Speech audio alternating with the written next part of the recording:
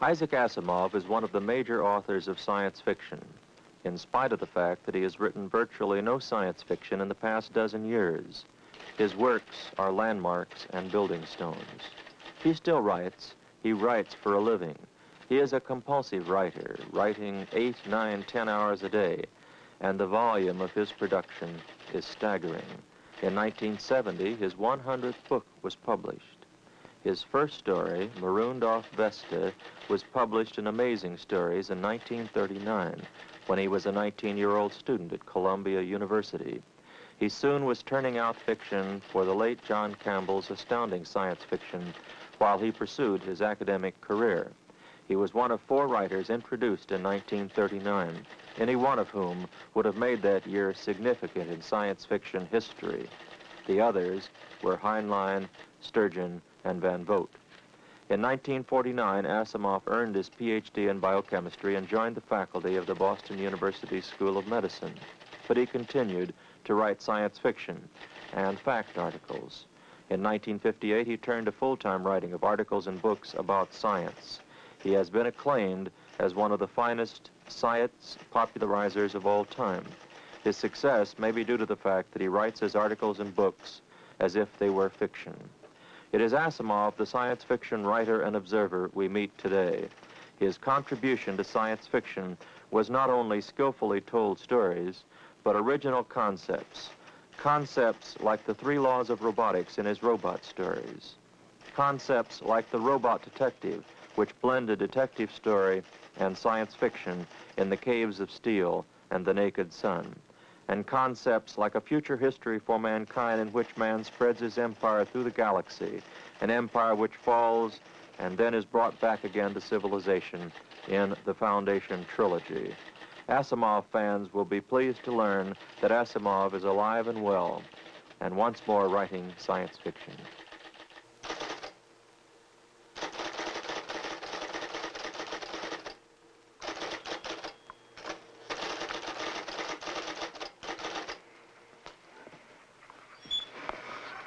Hello. You've caught me typing, but that's no surprise. I'm typing all the time. Now I'm talking, which is only a little less likely. The subject of the lecture is the history of science fiction after 1938.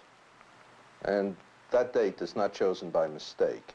1938 is a watershed in the history of science fiction, perhaps the most important after 1926, when magazine science fiction first began with Gernsback's Amazing.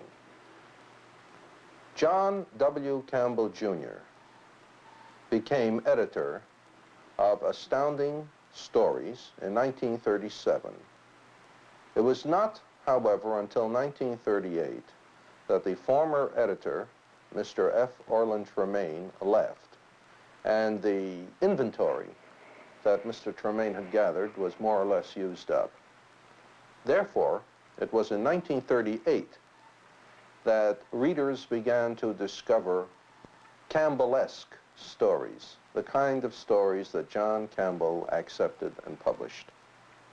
And this made a great difference. Prior to 1938, those who wrote science fiction were primarily pulp writers in their orientation. This perhaps sounds uncomplimentary, but it isn't meant to be. There were a group of writers who wrote for what were then called the pulp magazines, which published specialty literature of all sorts, westerns, romances, detective stories, jungle stories, adventure stories, sea stories, war stories. And they paid very little. In order to make a decent living, someone who wrote these stories had to write a great many of them, and the only way you could write a great many was to write in many categories, and some of them wrote science fiction as well. As a result, science fiction was heavily adventure-flavored. The writers did not necessarily know much science outside of that which they read in the Sunday supplements or in each other's stories. They probably had never met real scientists. And therefore, when science entered, it was with a certain amount of inaccuracy, certain amount of, what shall I say, certain amount of categorical, stereotypical characters. Mainly the mad scientist. He was great in these early science fiction stories. Almost every story had a mad scientist till you wondered if it were possible to be a scientist without being mad. But the only saving grace they had was that they all had beautiful daughters. And the hero, a sturdy, large-thewed, blonde American who knew no science but was great in a fight, always fell in love with the scientist's daughter, who was pretty much helpless except for screaming.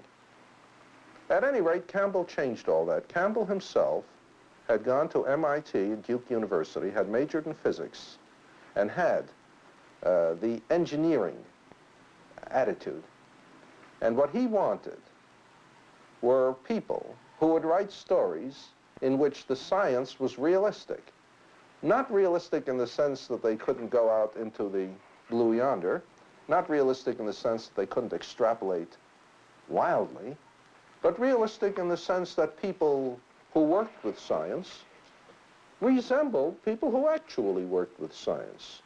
That scientists acted the way scientists do, that engineers acted the way engineers do, and, in short, that the scientific culture be represented accurately. As a result, he tended to choose stories by people who are either scientists themselves, who had studied science, or who are at least sufficiently well aware of the scientific culture to be able to speak plausibly in its terms. Consequently, we began to find a new group of authors in science fiction, quite different from the old. They were not primarily pulp writers. They were engineer-oriented.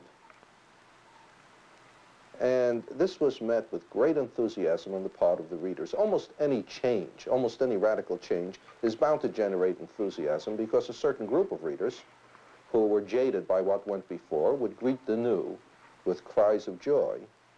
Furthermore, those among the readers who could not or would not write stories of the types that had previously been prominent were very likely to try to write once they read stories that they particularly liked. Or else they might have been writing all along, but whereas earlier editors did not like their orientation, a new editor like Campbell might. As a result, a flood of new writers came in, beginning in 1938 and through the early 40s. Of these, by all odds, the most important and the one who most nearly gave his personal flavor to the Times was Robert A. Heinlein. His first story was published in the August 1939 issue of Astounding Stories. It was called Lifeline, and instantly, he became a favorite with the readers. And from then through 1942, he dominated Astounding, and Astounding dominated the field as few single authors and single magazines have ever been able to dominate the magazine field. Heinlein is still an important writer, still a major talent. Heinlein and those like him were indeed engineer-oriented. Heinlein himself had gone to Annapolis and was an engineer. Van Vogt was another author, A.E. Van Vogt, who gave great flavor to what we might call the Campbell era. Now, he was not a scientist, and this shows how easily one can make categories that are not really accurate. It is not possible to say that in 1938 all the earlier romantic adventure pulp, and I stress that I'm not using the word pulp in a derogatory sense, vanished, and that in its place came along only Heinlein-type engineer-oriented stories. For one thing, Heinlein couldn't write enough, and other writers weren't as good as he was, and you couldn't fill the magazine with that alone. And if you wanted to, it wouldn't work anyway, because nothing is so good that will please all by itself. And as a matter of fact, even after 1938, you had the colorful adventure story of the previous era continuing. E.E. Smith, who was a leading light of the first period with his Skylark stories, continued in very much the same vein and even a larger scale with Galactic Patrol, which appeared in 1938, and with succeeding stories based on the Galactic Patrol universe. A. Van Vogt, whom I just mentioned, also had incredibly exciting adventure stories in which the science was sometimes not quite comprehensible. There were other writers as well who came in then, or who, having come in earlier, now changed more or less gladly to meet the Campbell style. There was L. Sprague de Camp and Theodore Sturgeon and Alfred Bester, who was a good example of one who didn't write in John Campbell's magazine, but who was also writing in the new style and who eventually became a major talent. If Heinlein and Van Vogt were par excellence the writers of what we now call, lots of us, the golden age of science fiction, I must mention that a third writer who, from hindsight, would seem to go along with those two is none other than myself, Isaac Asimov. I have never been afflicted with false modesty, or true modesty either, for that matter. And so I might as well say that during the 1940s, I wrote robot stories as an example of engineer-oriented science fiction, and the foundation stories, which were rather in the older tradition of the wide-spanning galactic romance. Both were more successful in later time than they were at the moment. That's why I say, through hindsight, looking back now, it seems to me that I was a major entry in the race then, although at the time, I must admit, I was never aware of being anything but a minor writer. In any case, what Campbell had done was to create a science fictional world that was very largely a consensus. Not everybody wrote in the Campbell background. Those who didn't always write, but the most remarkable stories of the period did create a world of computers, of trips to outer space, of missiles, of a science-important culture. As a matter of fact, the science fictional world of the 1940s was very like, in many respects, the real world of the 1960s, to the point where, to those of us who remember the Golden Age, we are now living in a science fictional world, and one which Campbell's science fiction did significantly succeed in creating. In other words, no one is going to say that science fiction readers brought a man to the moon all by themselves, but we can say that the kind of science fiction that was published in 1940 helped prepare the public for the acceptance of programs to take a man to the moon. Many of the people involved in it undoubtedly did read science fiction. Many of the people involved in it were influenced one way or another by science fiction, even if they hadn't read it. And so we, in a real sense, we science fiction writers and readers, helped create the present world. In a sense, we also helped destroy our own, at least the type of science fiction that appeared in the 1940s.